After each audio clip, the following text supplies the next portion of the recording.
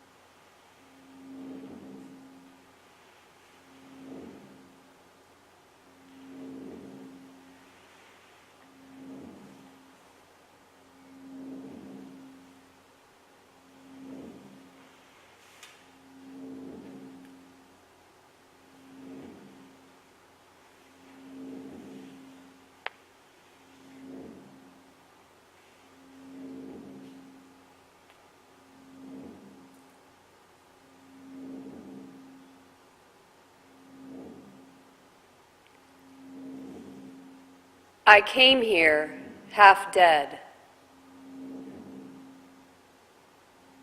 I have the photos. My father was killed when I was 2. I saw the entire horror of the war. Suffering, grief, war. I thought I would not survive. He put a knife to my throat. Army soldiers took her away, and I never saw her again. I had no place to go. I had no place to go.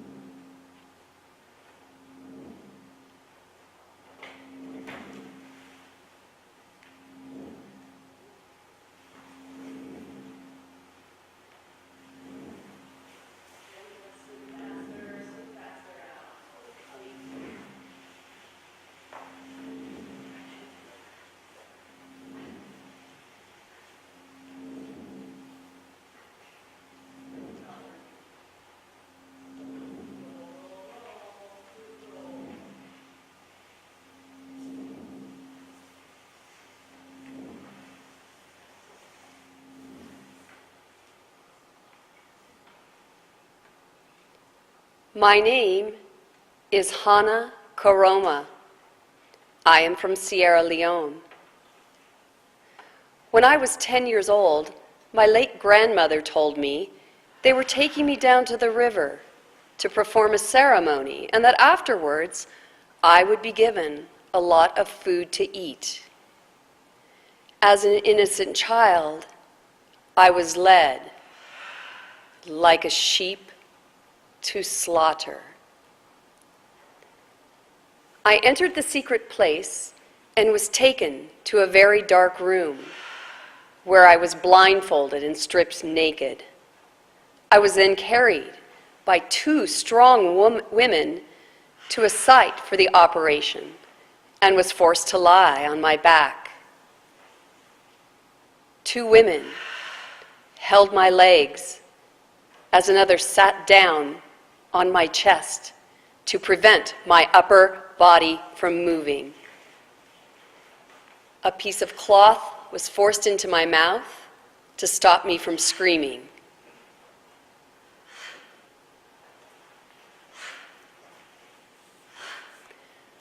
I put up a big fight and the operation began. I was cut badly and lost a lot of blood. The pain was unbearable. My suffering lasted long after the wounds healed. Long after the wounds healed.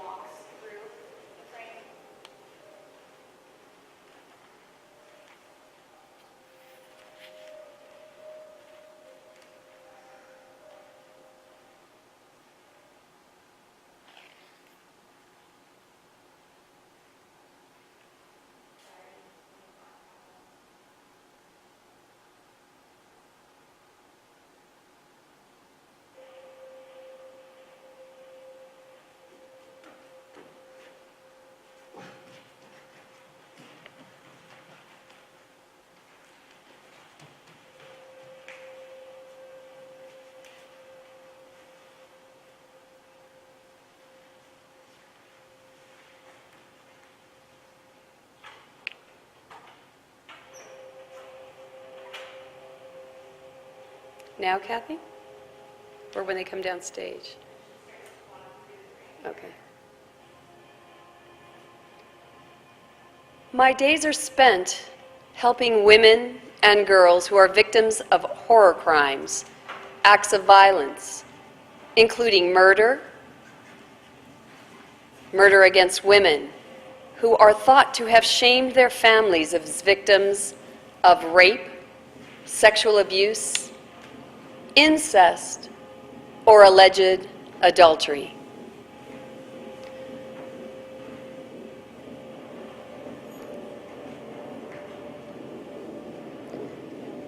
I myself am a victim of rape.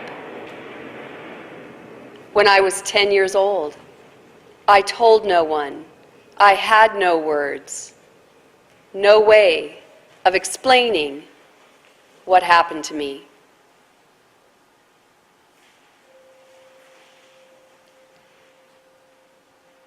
It was many years before I could give a voice to it. Such pain. Everything I do today is to help those that are voiceless and powerless as I was. Their stories need to be told.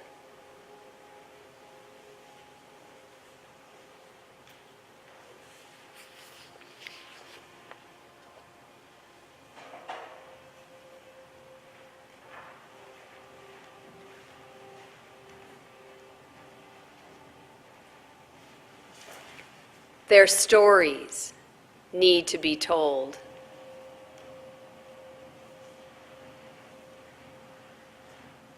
Their stories need to be told.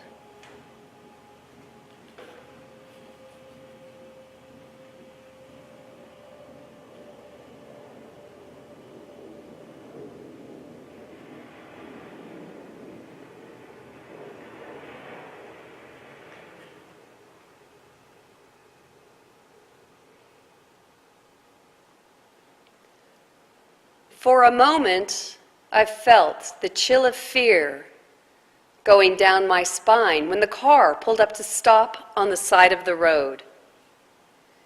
We were just a few meters from the sandbags that form part of the military installation in the settlement. Opposite of the settlement stands the house of Lamia, Lamia and her children. We step out onto the veranda. Every corner was imbued with serenity, beauty, and cleanliness. Every corner was reminiscent of green, lush fields symbolic of life. But the window and the door that overlooked the settlement were covered with dark woolen blankets. Lamia warmly greets us with a welcoming smile. We sat on the veranda with a military tank staring down at us from the settlement. They knew we were visitors who had violated the sanctity of the street, which was transformed into a closed area, restricting entry to residents only. They pointed the cannon in our direction. I asked Lamia to draw the curtains so we could talk. Lamia states, since the beginning of the Intifada, this area is accessible only to residents. We have been living here for years and suffered the atrocities and assaults of the settlers. Nowadays, we live under siege. No one visits, and we can hardly see anyone passing in the streets. We lock ourselves in for fear of any emergency.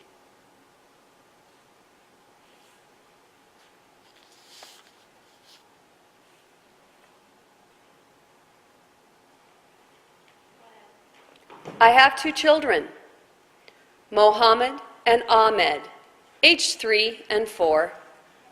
They spend most of the time in the house for fear of the settlers' attack. We have to be in the house before dark, in a room that can protect us from the bullets and nightly shelling.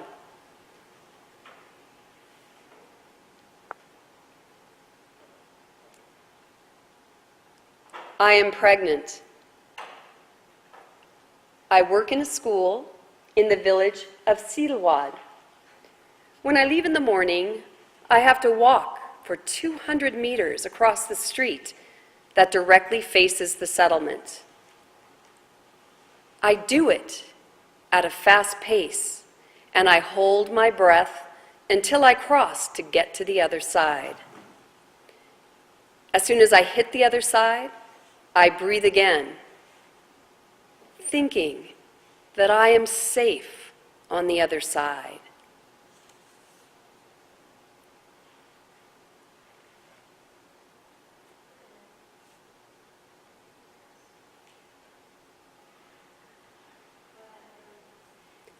When I go home, I do not have the energy to carry out the household activities or care for the children as I used to.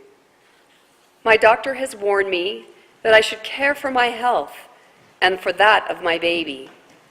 She said that in the last month and a half, my weight has not increased, not even a kilogram. When darkness falls, shooting and shelling start from the settlement. It compounds my fear and loneliness. The only thing left for us is the ringing of the telephone that brings us news from friends and family about what is going on outside of the settlement. Our house is beneath the main street and is more protected than other houses. My parents abandoned the upper level because of the shelling. My kitchen is on the first floor and has also been shelled.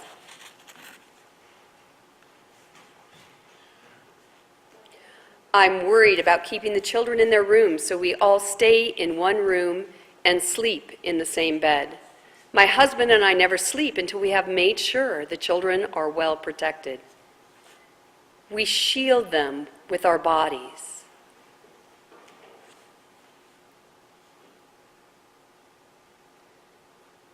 I pray to God that my son will see the light of independence and safety. Scientists say that babies like listening to music in their mother's womb, but Palestinian babies can only hear the roar of shells and the bang of bullets.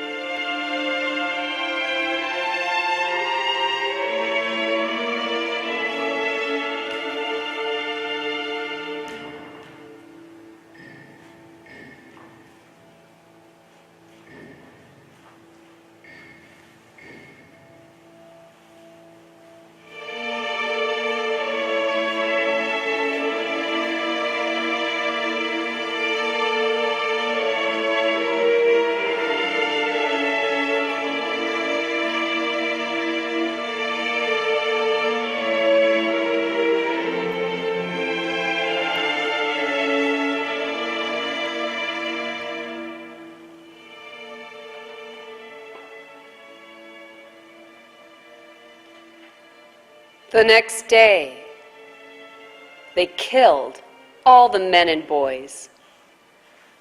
I was left with my baby and 3 girls. At the riverside, I was raped by a group of men, one after another. I knew all of them. They said they were raping me to see if Tutsi women were like Hutu women. After they finished raping me, they threw me in the river to die along with my children. I floated to the riverside. One of the men said, "Those Tutsi people don't die. We raped her and she still survived.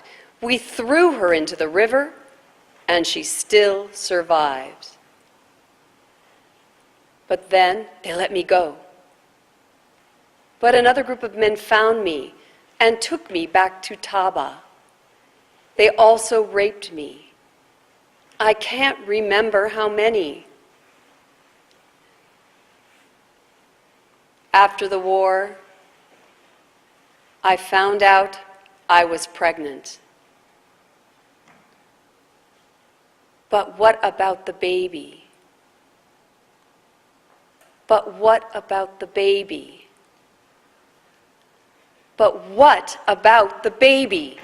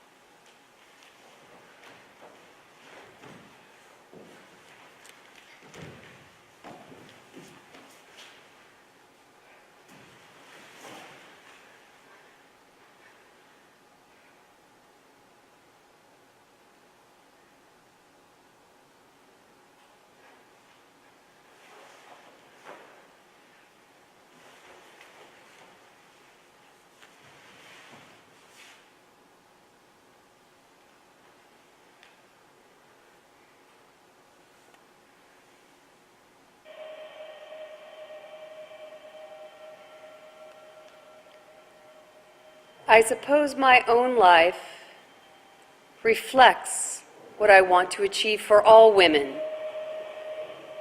Ever since I was a child, I seem to seek out and defend the weak and the poorest. It has always been my inclination. My teachers used to say, "Oh, you're so smart and have so much potential. It's too bad you're not a boy." I eventually worked my way to law school, where I was the only woman in my class. I am now one of the few women lawyers of Ethiopia. It seems natural that I would fight for women's rights. I hope to empower women. I want to contribute to a society where women are given an equal chance to grow and lead full lives. I know that as more women find their voice, we are closer to having a serious impact on changing government, laws, and society.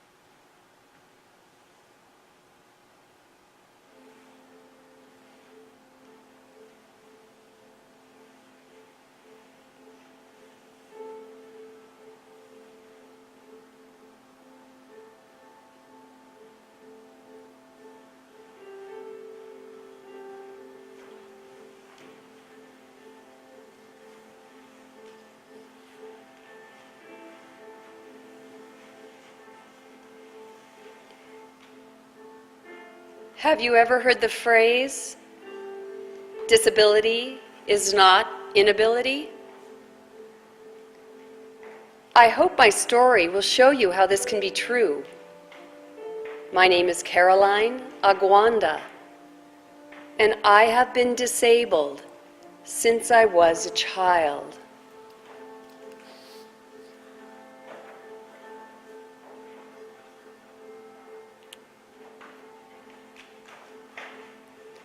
My disability never stopped me from trying to be the best at everything I did. I tried my hand at making books and jewelry, and I displayed my goods at exhibitions. Officials were so impressed that they helped me fund my business called Hope.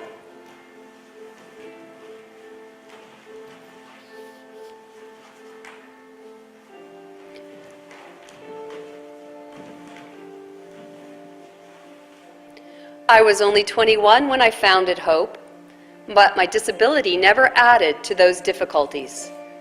Hope was created to give confidence and employment to the discouraged, to women, to orphans, and to people with disabilities. I hope to continue to help people with disabilities use their creativity and become more independent. I want to share my experience and implement the idea of hope in all corners of the world. Disability is not inability. We are looking for something. Trust the wait. Embrace the uncertainty. Relish the beauty of becoming. When nothing is certain, anything is possible.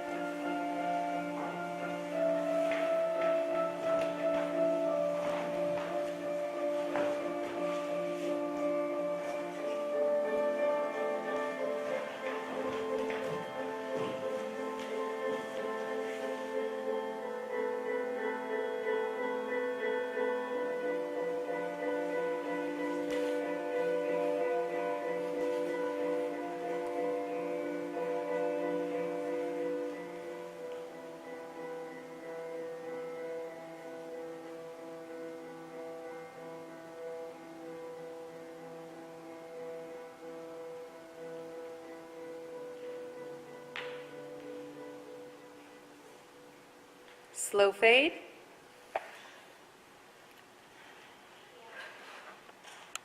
Yeehaw! Woo!